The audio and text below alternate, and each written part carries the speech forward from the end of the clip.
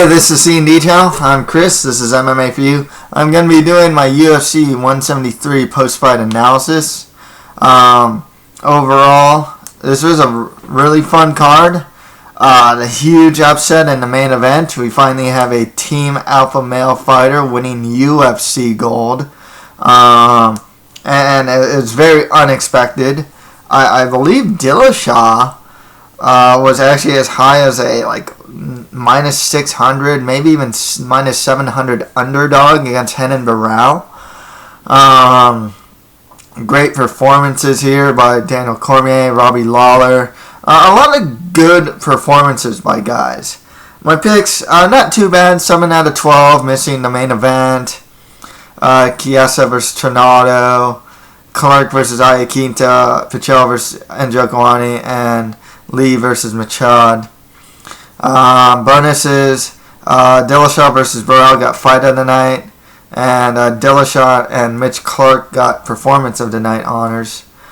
The big story really is TJ Dillashaw beating Renan Barão.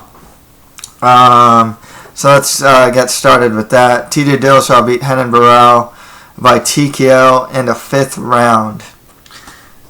This was a masterful performance from Dillashaw. You kind of saw it in the Easton fight, him utilizing more movement, going more in and out, just utilizing that style a lot more to great effect. But here, he really did it well. And I saw it in the first round, I was like, you know what? Burrell can't really touch a guy. And Dillashaw for the first couple minutes was just going for the outside leg kick, going in and out, lots of feints. A lot of people say that this is a very similar style to Dominic Cruz. I think that in the sense of utilizing a lot of movement, it is. I feel that Cruz, I always say this about Cruz, and I still think it's true. When he does movement, it's kind of like a feint in a sense, but a lot of it's like smoke and mirrors. But he'll use a lot of superfluous movement, just like almost moving for the sake of moving. I guess to be confusing and whatnot. With Dillashaw, what I notice is he's a lot more. His movement seemed a little more efficient, I guess is what I want to say. He had feint and whatnot, but it's like he definitely used movement to cut angles. Not to say that Cruz doesn't do that, but there's a lot of times where Cruz is just moving way out, pretty outside the pocket, almost just for the sake of moving, Like I said, the smoke and mirror thing. I didn't see too much of that. I didn't see Dillashaw, kind of way outside the pocket and just, shuffling his feet and, moving around a lot. It seemed very, there seemed to have more of a method to the madness with the way Dillashaw, I felt, was moving. And like I said, definitely used it to cut angles, avoid strikes, and utilize in and out movement. Just more, I guess, efficiently is the word I want to use. Where it seems like there was more of a purpose to it than I'd say Cruz. Not to say that what Cruz does is ineffective or anything like that. Obviously, he keeps winning, but I just felt that Dillashaw does it in a sense that comes off a little more effective, a little more purposeful at times, especially in this fight. Another thing I like about Dillashaw here was he switched stances a lot, which really seemed to confuse Burrell. And this is a variety of strikes. He also hits hard too. We kind of saw this in the BJ Penn Frankie Edgar fight, where a guy who's pretty flat-footed loses the guy who's very mobile and fleet-footed, and you kind of see it here. Burrell. Now, the thing with Burrell is, he's great everywhere, His Muay Thai is really good. His ground game, his counter wrestling is really good. But, that's not to say he doesn't have faults. He's very flat-footed. He's very much a stalking type fighter. against a guy that utilized movement efficiently and effectively, like Dillashaw was doing, it's going to be very hard for Burrell to hit him. It also doesn't help Burrell that his strike selection was pretty much 4 strikes. I mean, seriously. He used a jab, a right cross, an occasional leg kick, and a spinning back kick. I mean, those are like his 4 strikes throughout the whole fight were those strikes. You know? I mean, any other strikes he threw, it wasn't with great frequency. I mean, it just seems like those are the only 4 strikes he knew or something. And for a guy that was moving laterally, it just wasn't the best strategy to use. You know, I tend to move laterally a lot. And I spar. When I say a guy's moving laterally a lot, I think more leg kicking and more body punching too. Actually, not straight body punch, but like the hooks to the body to stop movement. Easier said than done, though. I mean, for sure, easier said than done. Dillashaw was just doing such a great job of moving while getting out of the way and just utilizing movement effectively. I liked what I saw from Dillashaw, and it's so unexpected in a sense that he's improved this much. I mean, the guy only had like 13 fights coming in. And it goes to show something in MMA. You got the established guy versus the up-and-coming prospect with a lot of potential. You just saw it with Michael Chandler versus Will Brooks. I mean, everyone was all like, oh yeah, Will Brooks, good fighter, but too much too soon. Oh, fight happens. Whether you think he won or lost, he did really well. And they're just like, oh wow, okay. Well, the prospect won. Luke Rockhold, Jacare, same thing. Oh yeah, Rockhold, really good fighter, out for a while. Jacare, one of the top Brazilian Jiu-Jitsu practitioners in the world. Stand-up Brazilian, yada yada, you know. Luke Rockhold won. And then it's like, oh, Daniel Cormier, Bigfoot Silva, you know, Bigfoot, you know, this guy hits hard, Brazilian Jiu-Jitsu black belt, fought some really high-level competition. Oh, yeah, Bigfoot all the way. I'm not too sure, I think he was coming off a win over Fedor, you know. Oh, yeah, Bigfoot Silva. Daniel Cormier, really good Olympic wrestler, but, you know, just didn't have a lot of fights. I think he had, like, less than 10 fights in that time. Yeah, you know, striking still kind of improving, but knocks him out. So, it's always that thing where, and it's always like, in hindsight, you always have to look out for that these days in MMA because it's starting to become more prevalent. Not prevalent, but just, well, I suppose, you know, like, maybe prevalent, because Michael Chandler was that guy against Eddie Alvarez.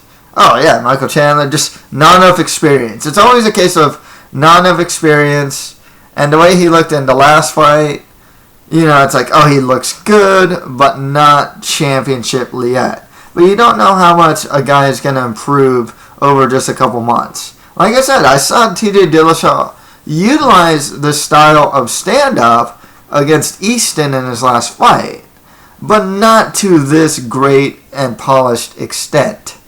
And he dominated, you know.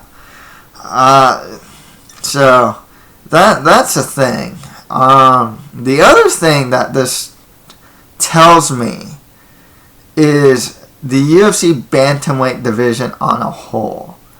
Now, you know, and dominant champions. This is not meant to discredit Burrell. I'm actually a huge Burrell fan. I think if you heard me do shows and whatnot, I'm a huge Burrell fan. But I can only say things in hindsight and analyze things as they are, and from getting opinions from others. You know, I believe it's like Jordan Breen I was saying on the SRN, something along the likes of like, hey, Burrell did have a really strong win streak in the UFC. He was dominating all his opposition. Is it a case? And it was a case of the one guy being so far above his competition. But is the division that good? I suppose is the thing. And it's tough to say. He beat guys like Pickett, Jorgensen, Wineland, Michael McDonald. And I don't know what he was saying, too, is also like, yeah, the big wins probably were against Faber. Those are the big ones. But, once again, the division, as far as a quality, as far as the quality of fighters and their top fighters, in hindsight, you got to think a lot of these guys are pretty flawed. I hate to say it. They just seemed a bit flawed. Like, it's still not the strongest division, and there is a guy like T.J. Dillashaw that can come up and catch up to the champion, or is the champion just really that good too? I mean, that's not to say Renan Barão isn't any good. He's very good. He's above average or just excellent in all phases of mixed martial arts.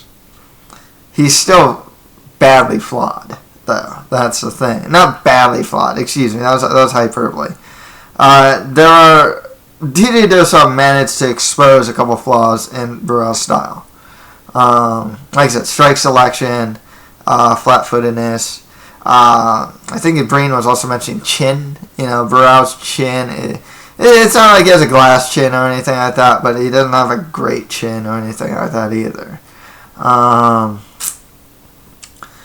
So that's the thing. In hindsight, it was a bit disappointing to see Burrell lose out. I like I said, I'm a big fan of him. I like watching him fight. He's a violent guy. Just got dominated by Dillashaw. And the thing with Dillashaw is I've always been like lukewarm to Dillashaw as well. Just I managed to pick a good amount of his fights correctly. So it's not that I don't think he can beat guys or anything, but I always thought he was like a good prospect. I don't know if he'll ever be champion. He's good. I always thought he's good, but I never thought he was great. And then as the fight went on, you're like, man, dude, you gotta respect his ability, and then he did some post-fight interviews, he seems like a cool guy, you know what I mean? So it's like, definitely had a career-defining performance here, and definitely a performance that gained him new fans. I'll admit I'm probably gonna jump on the Dillashaw bandwagon at this point, and a lot of the talk coming into this was with Renan Barão. It's like, oh, he's pound for pound, but is he marketable? How come he's not a pay-per-view draw? That the commercial or business side of fighting came into play leading up to this fight, and now you got to look at that in terms of Dillashaw. I think he's definitely more marketable than Renan Barão. Fan-friendly. He has a very fan-friendly fighting style. He's generally not in boring fights. He doesn't. If he takes you down, he doesn't lay on you. He tries to pass guard. He throws good ground and pound. Watch I think it's like Lau Watson, where he just like bludgeons the guy pretty much. He's good everywhere. So yeah, I think he's definitely. As far as like what type of champion he'll be on a business or commercial side, if he keeps winning, he can definitely be someone that I can see be pretty marketable. His personality, I don't know if he can kind of promo or do good interviews or anything like that. Seems like a nice enough guy though. You can't help but feel good for him and Team Alpha Male and Dwayne Ludwig after that victory, because Team Alpha Male has just not been able to get UFC gold, and a lot of people thought that Team Alpha Male will never get UFC gold, but they did. Dillashaw managed to do it, where Faber, Benavidez, and Mendez, who was his Team Alpha Male, have not been able to. So, great for Dillashaw, great win, career-defining performance. Let's look at his future contenders here. Assunção obviously is a great logical next choice for Dillashaw. He has a win, albeit controversial, over Dillashaw. I thought Dillashaw should have won the fight. It was close enough. It wasn't like a robbery type win or anything like that. I remember there was a lot of scrambling in the fight and whatnot. It was a good fight. I would like to see him rematch. There's a built-in story there. I was going to say this too, because this is kind of funny, because TJ Dillashaw did not even win his season of The Ultimate Fighter. He got TKO'd by John Dodson. Now here's a thought, okay? If I'm John Dodson, I just lost him to Demetrius Johnson. He might be able to beat Demetrius Johnson. Because Dodson did manage to take. I feel he took the first 2 rounds against Demetrius. But otherwise, I'm thinking, hey, I knocked this guy out. He's quick. I'm also quick. He moves around a lot. He has good movement. I'm pretty good at movement. I know if he takes me down or tries to take me down, I'll scramble back to my feet or just defend his takedowns. Why not move back to 135 and rematch TJ Dillashaw for the title? If I'm John Dodson, I would greatly consider moving back up to 135. So I'm not kidding too. I know he is. Just, you can tell he's small for a weight class, but it's not like he doesn't have power. He still has power for a weight class. He knocked out Johnny Bedford. He's huge for a weight class. TKO TJ Dillashaw at 135 as well. So the guy still has power. He's still really quick. He's still hard to take down. If I'm John Dodson, I would greatly go to my coaches and be like, hey, should I move back up to 135? I definitely would. And the division's not... I said this before in one of my shows. I think I was talking about the middleweight division, but it also segued into the bantamweight division. The bantamweight division, it's growing, but like I said, especially if you get past the top 4, like Dillashaw, Cruz, Faber, McDonald, and even McDonald, like in hindsight, it's like he's really good, but I think he's still kind of flawed as well. And Barral, top 5. Some of the other guys, Mizugaki's he's really good, and Assunção's really. These guys are good, but they are beatable for Dodson. Francisco Ivero's number 10. I like Francisco Ivero. I think he's a fun fighter. It's hard to imagine in any other division, besides maybe heavyweight, and at this point light heavyweight, where a guy with his skill set would honestly be a top 10 fighter. There's if I'm Dodson, I'm thinking moving back up to 135. And then there's like Dominic Cruz, who you don't know who's coming back. Has a very interesting style, very interesting fight in general. And Cruz and Faber have always had like something of a rivalry there. You kind of have that Cruz versus just alpha male thing going on. And after those guys, you got like Takeya Mizugaki is probably not one of the better choices.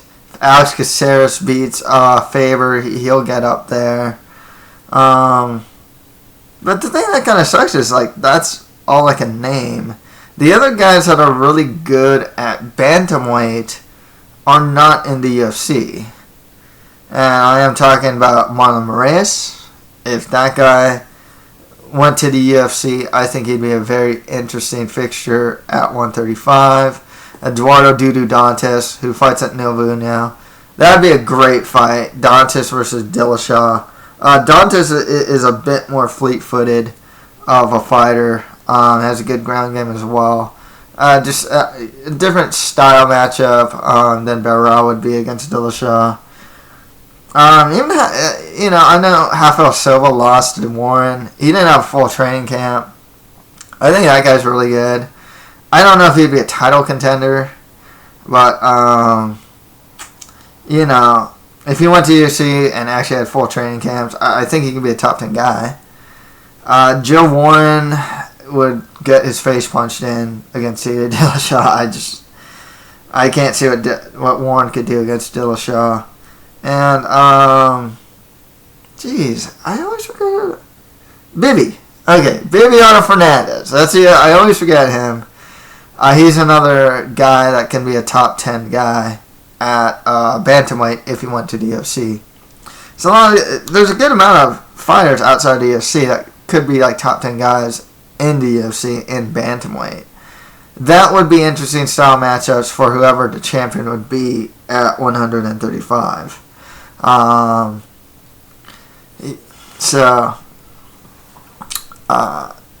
The other thing that that it kind of raises some eyebrows here is the whole dominant champion thing. Is TJ Dillashaw going to be a dominant champion? He can definitely get wins. I think he can beat the Sunshine. I think he can beat Mizugaki. I think he'd have a problem with Faber. I don't think he'd ever fight him. Cruz could potentially beat Dillashaw. I'd favor Dillashaw at this point just because you don't know what Cruz is going to be like when he comes back. I think 9 times out of 10, just stylistically, Dillashaw beats Burrell.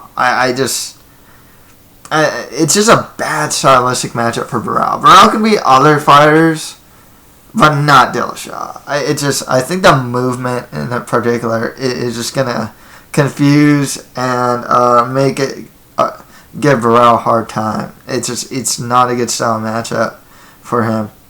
I think Burrell could beat everyone else and has pretty much beaten everyone else, but Dillashaw, yeah, that's a tough matchup for him. Just stylistically, he just doesn't have that footwork. It really just comes down to not having that footwork or the strike selection to really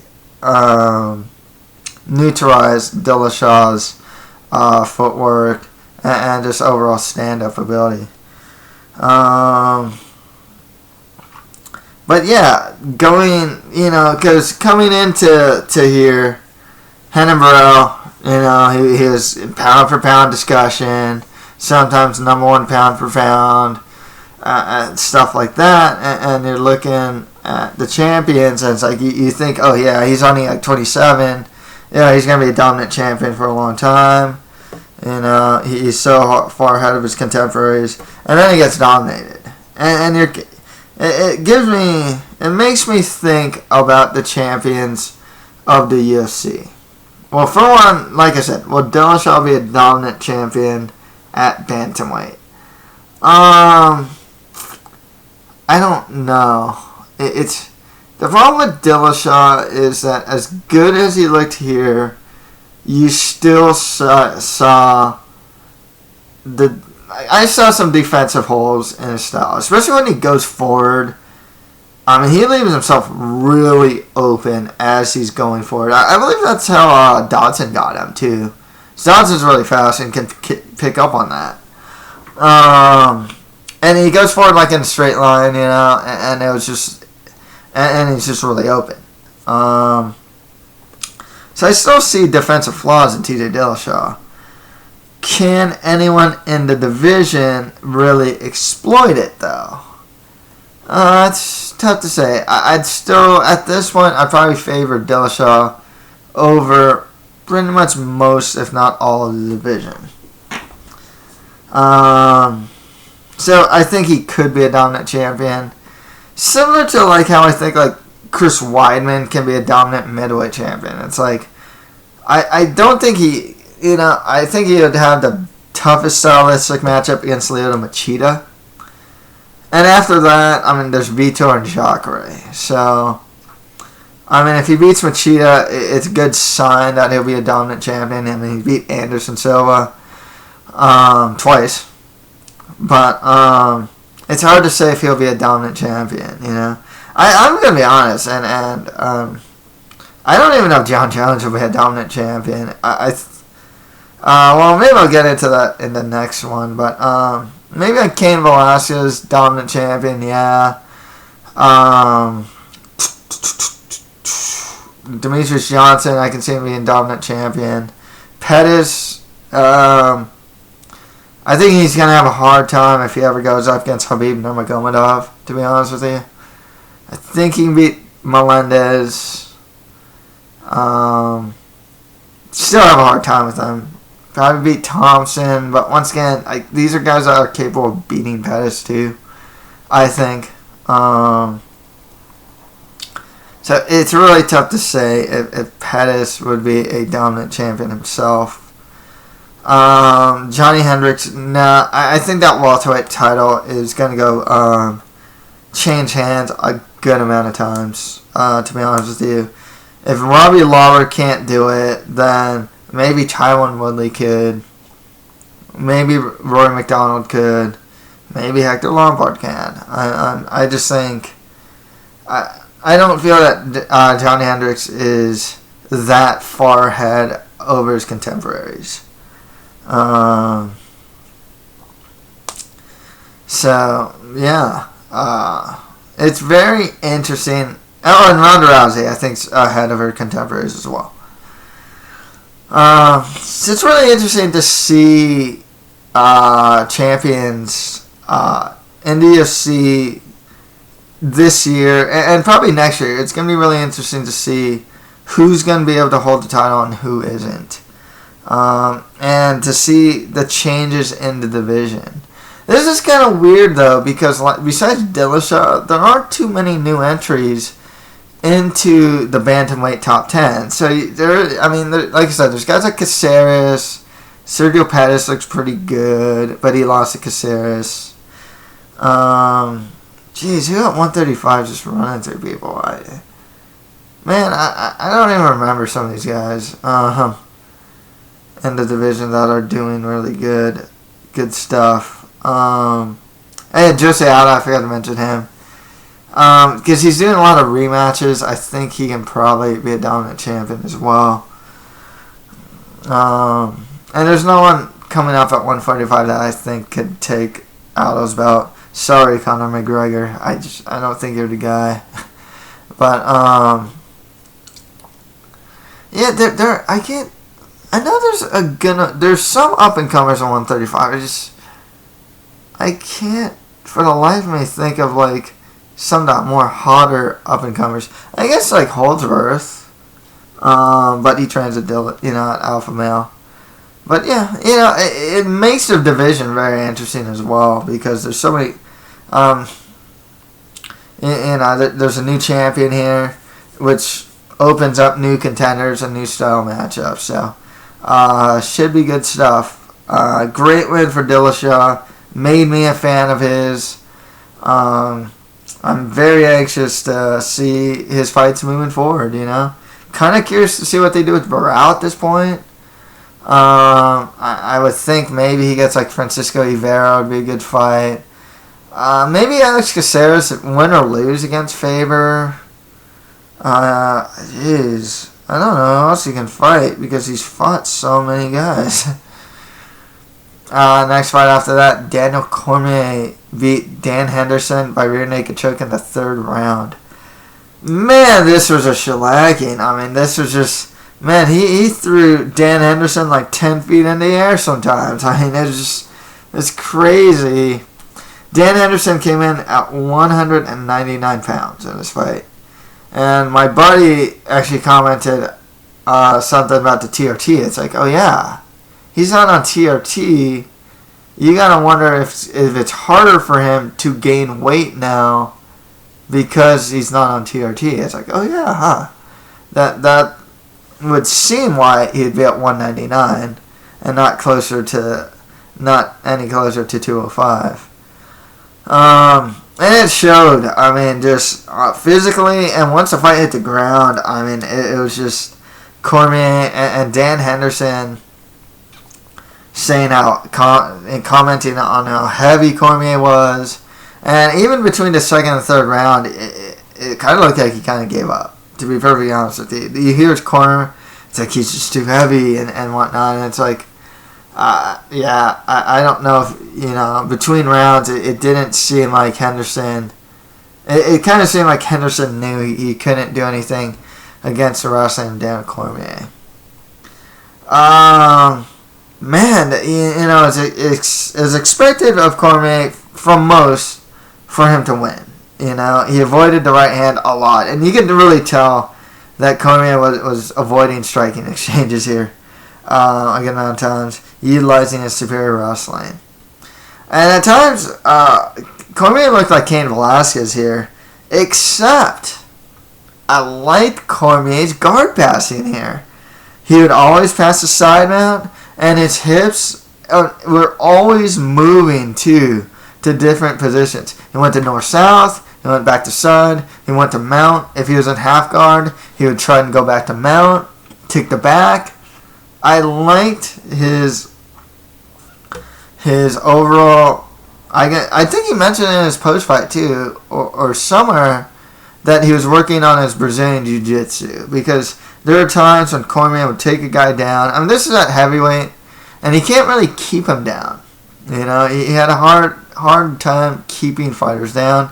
Sometimes they're just like heavyweights and just hard to hold down. But and here, it just showed some really good positional awareness on the ground while throwing consistent ground and pound. Some of them was strong, some of them wasn't, but it was very constant. And that's where the Cain Velasquez similarities come into play there. And he did look like Cain Velasquez in a sense. Kept grinding away and just chipping away with short shots. What this means against the top of 205, though, I think Daniel Cormier, in my personal opinion, can take down any 205er, including John Jones. I'm not gonna lie to you. That's just how I feel. There's something about his wrestling that is so dominating, so varied too. I mean, he does high impact throws, but he can also go for the single, and whatnot. And he's hard to take down. His takedown defense is like, the guy's impenetrable. I'll also say this, and I think I said this about Jones before too. I think Jones's wrestling has kind of regressed. He had a really hard time taking Glover Teixeira down and holding him down. I gotta say, I wasn't very I don't think that John Jones's wrestling has even stayed the same as it was before. Alexander Gustafsson was the first guy to take him down. Gustafsson greatly improving in his wrestling and overall grappling, but I think, a guy like Daniel Cormier, I think is going to be able to take Jones down. Is he going to be able to keep him down and avoid subs? That's a different story. I think he can consistently get the takedown, though. I don't know necessarily if he'll be able to hold him down. But, I gotta say, I am kind of leaning towards Cormier. If John Jones fights Daniel Cormier, I gotta say, I'm kind of leaning towards Cormier to beat him, to be perfectly honest with you.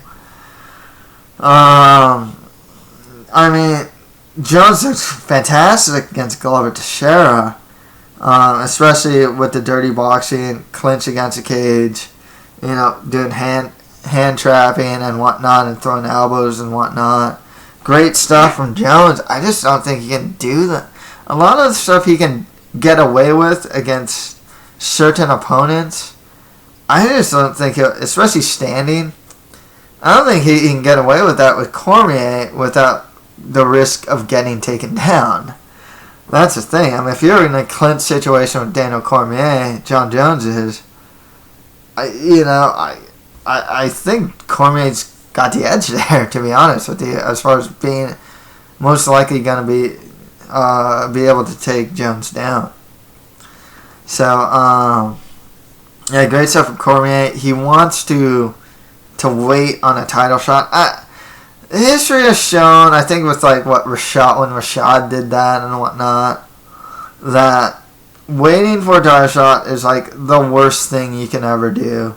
Well, I mean, waiting for a long time for a title shot, it's like, because Jones is going to have to fight I don't think the contract's signed, but he's going to fight Alexander Gustafsson.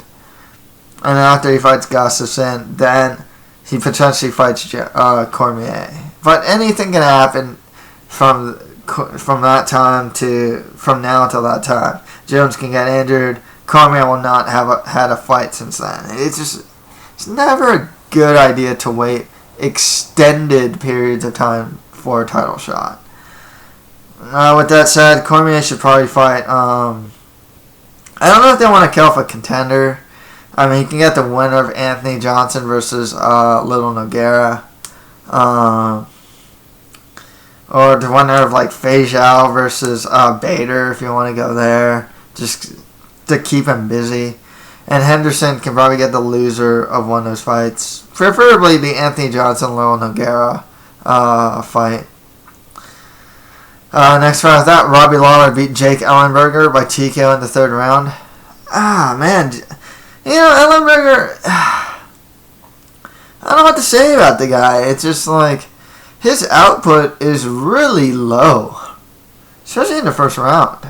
I mean, he doesn't have the best cardio, and it just seems like in order to save cardio,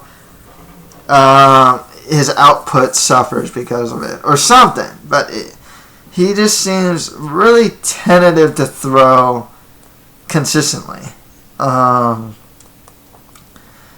I'm really liking what I'm seeing from Robbie Lawler these days, though, man. This guy is just not that same guy that went to Strikeforce.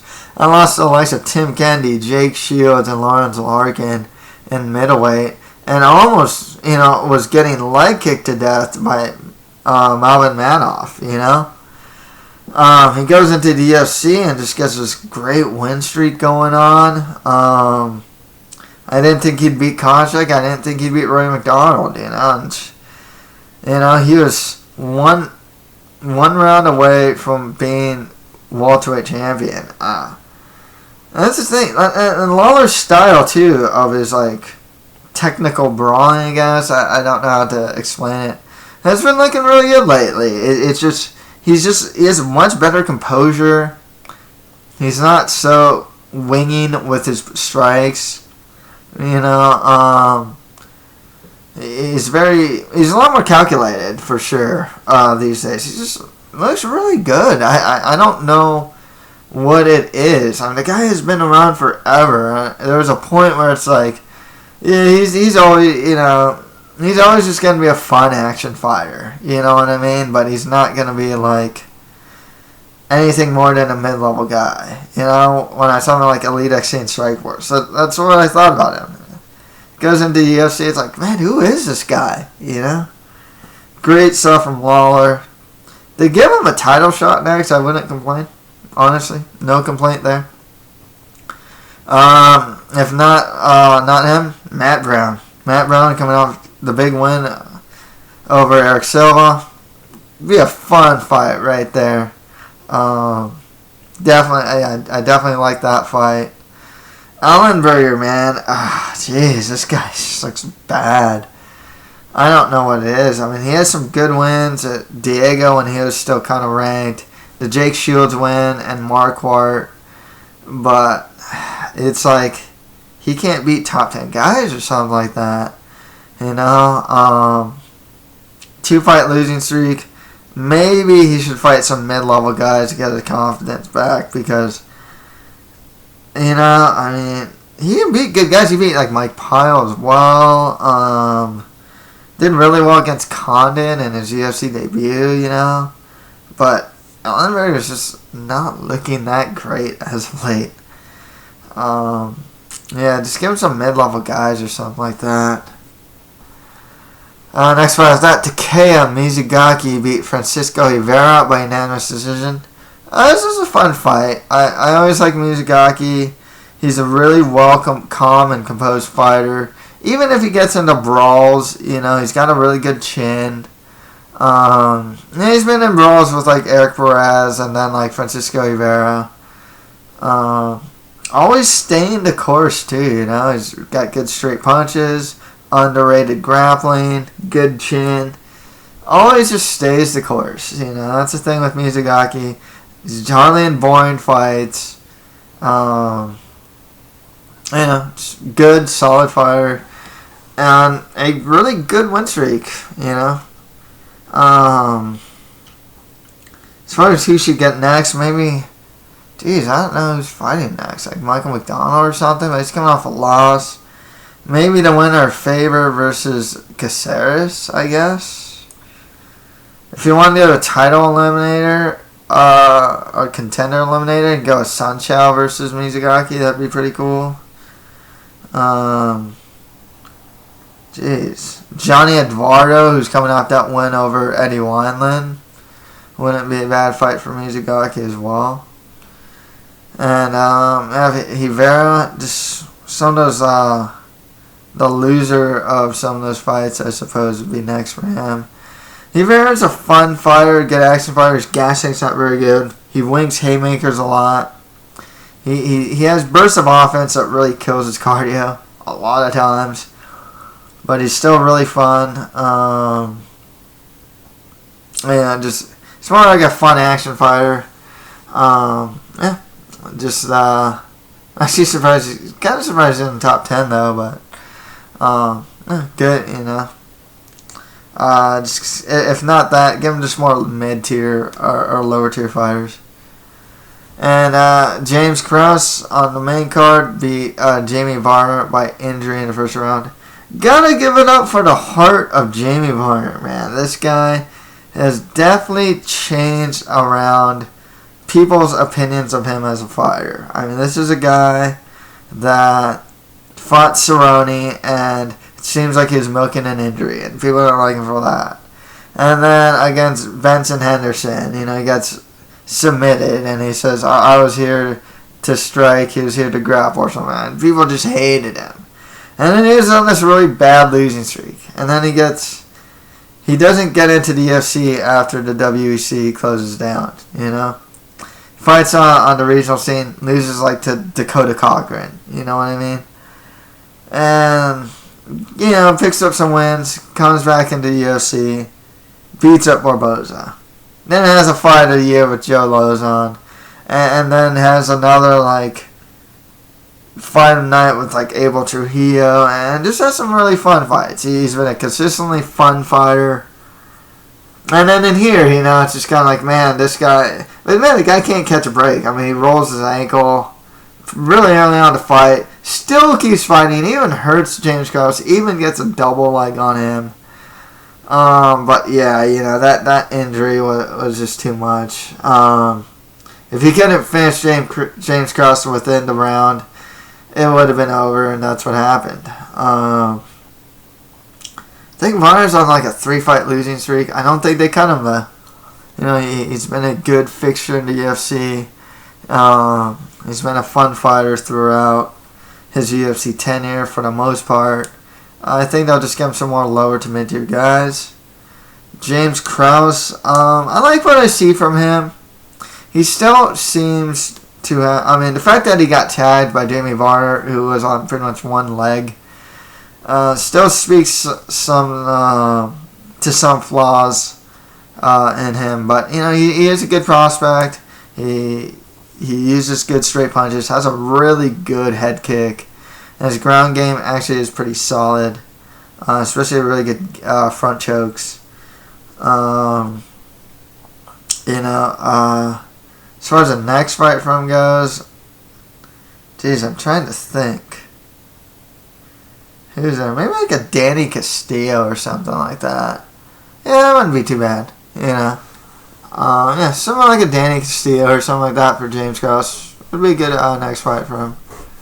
Maybe even Michael Chiesa, who just beat Francisco Trinaldo by a unanimous decision on the FS1 prelims. The start of this fight really with Chiesa and Trinaldo, I picked Trinaldo to win, and there are flashes of this fight of why I thought he'd win. But the reason why Chiesa won are the reasons why I thought he'd win. The superior wrestling, superior top control, and superior it's a really good back mount and just overall mount. And the stand of Trinaldo was doing really well. He even tried to get some submissions like a guillotine and an armbar. He tried to fight, but Chiesa, especially in the grappling and wrestling department, was just a lot stronger than Trinaldo. Chiesa's really interesting in the sense where he's still pretty young. It doesn't look like he'll ever develop into a very good striker. I don't see it in him.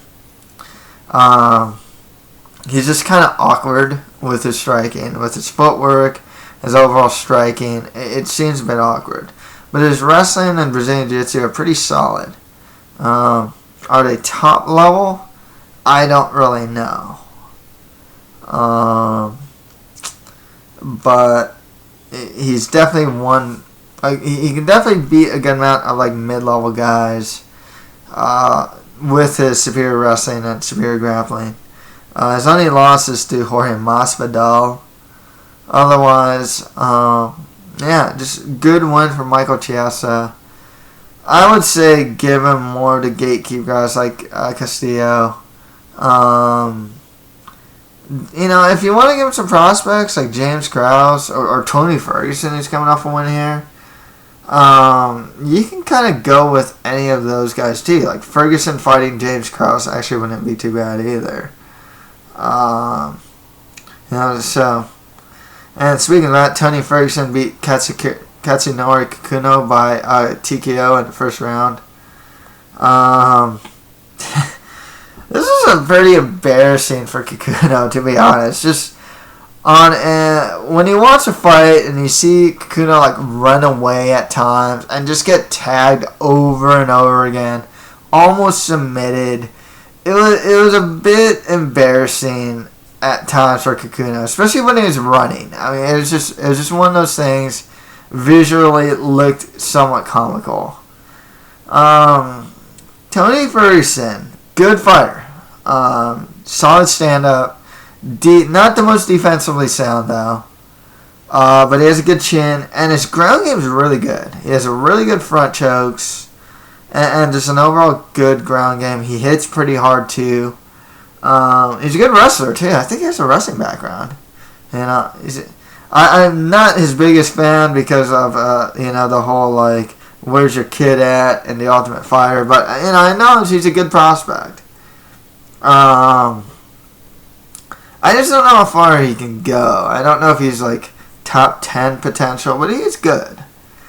And I always like what I see from the guy because he is well rounded, and it shows. He shows it a lot of times in his fights. With him, if you want to give him more lower to mid tier guys, you can.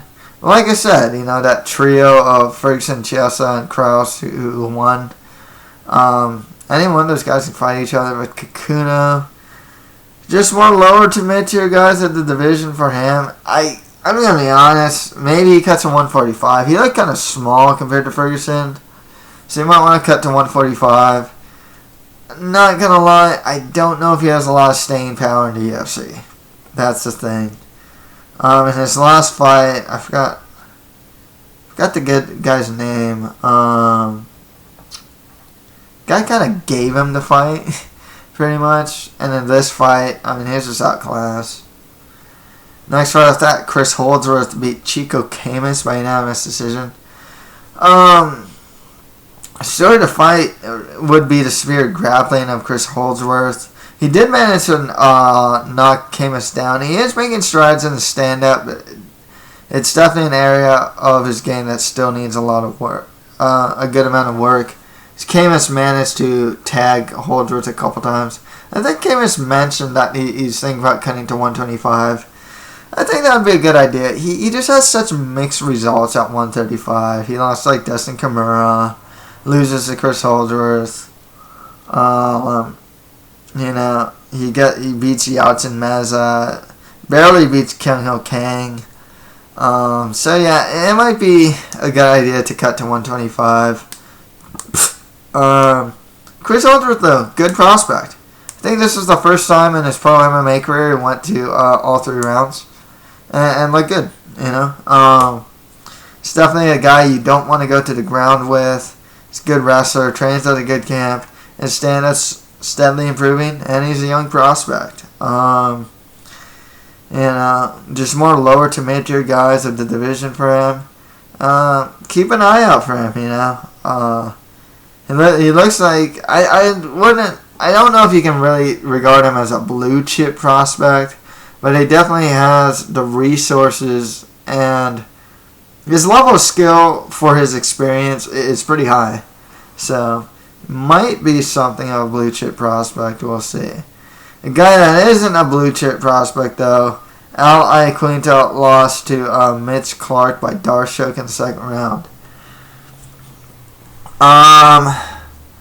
The thing with Iaquinta is that he has beaten better competition than Mitch Clark.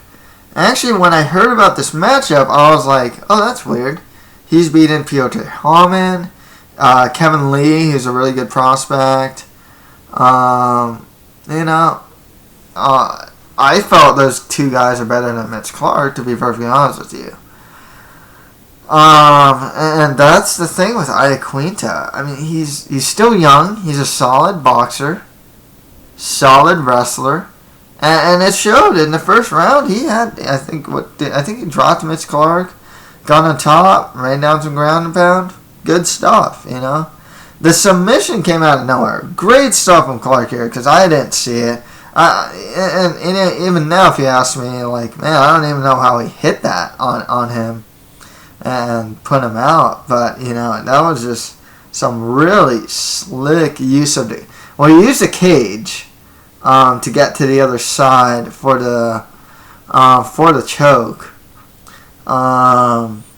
But yeah, just great ground skills from Clark in that position. He was side mounted, and for the most part, there are no submissions if you're on the bottom and side mount per se. But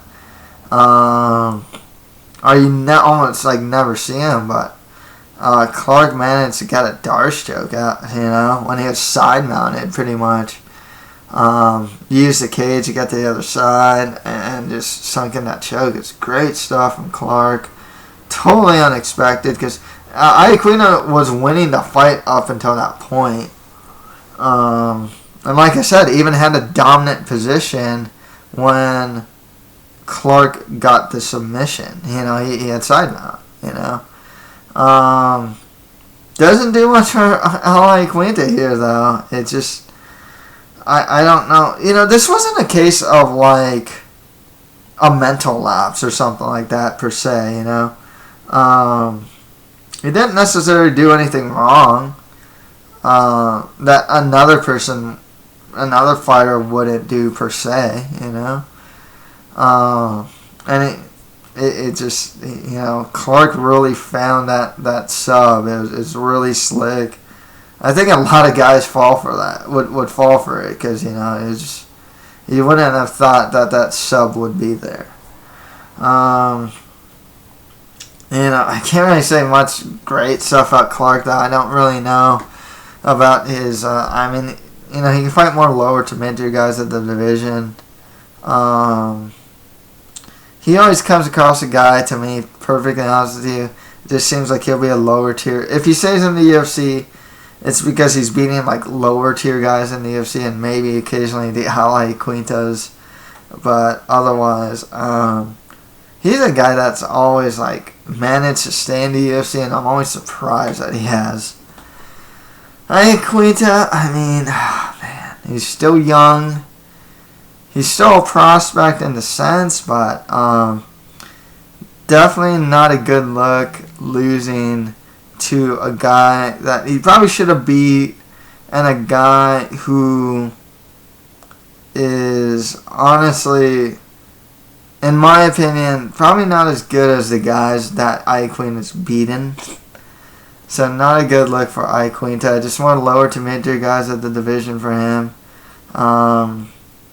In hindsight, maybe it's good he fought Mitch Clark, because I thought he should go a little higher up the ladder after his last win over I think it was Kevin Lee. But it just, he can't seem to consistently win against the mid-level guys. Okay, on to the Fight Pass prelims. Vince Pichel beat Anthony Njokuani by unanimous decision. Not a great first round for Njokuani, as he got a big eye poke and got a groin shotted. So not a great first round for him. At range, Njokuani was doing his best work, but otherwise, when Vince Pichel managed to close distance, get Njokuani against the cage, use dirty boxing, get his takedowns going, Njokuani just couldn't really handle that aspect of the game. It's always been something of a weakness of his. He's getting better at it, but it's still his biggest weakness. Good one for Pichel. Just more lower to mid-tier guys in the division. I don't think they cut Njokuani. He's still a fun action fighter. It's more lower to mid-tier guys for him too. Next fight with that, Sam Cecilia beat Aaron Phillips by unanimous decision. Aaron Phillips, when he was able to get his kicking game going, and overall range game going, it's kind of like similar to Pichel.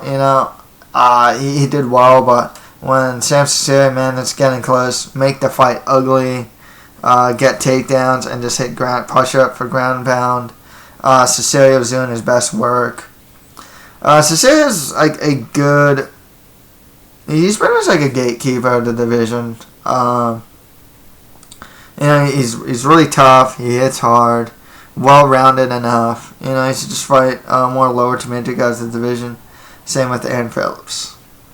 And finally, Jin Lang, the Leech Lee, beat David Machad by a split decision. I thought it was a fair decision. Machad looked like he was fading as the fight went on. You got to see some pretty good grappling from both, actually. I think Machad should probably cut down to, I think this was at 170, he should probably cut down to 155. With Jing Lang, he showed a pretty decent counter punching ability here. His grappling wasn't too bad. Considering where they were placed on the card, which was the curtain jerker pretty much, their skills kind of exemplified that they were like kind of in the right. They should have been the first fight of the night. These two guys were pretty much like the least skilled fighters of this card, and their placement on the card kind of showed it. Nonetheless, good one for Lee here. I don't have very high expectations from a lot of fighters out of China. MMA is still so new in China. I don't know if they have the same resources that a lot of other countries have as far as training goes. I know there's like China Top Team and whatnot, but still, it's still not on the level of some of the bigger camps that you might see in like Brazil, Canada, or North America in general. Nonetheless, good one for Lee. It's more lower to mid-tier guys in the division for him. So that's it for my UFC 173 post-fight analysis. If you have any comments, just leave them below. That's it for MMA for you. Thank you guys very much.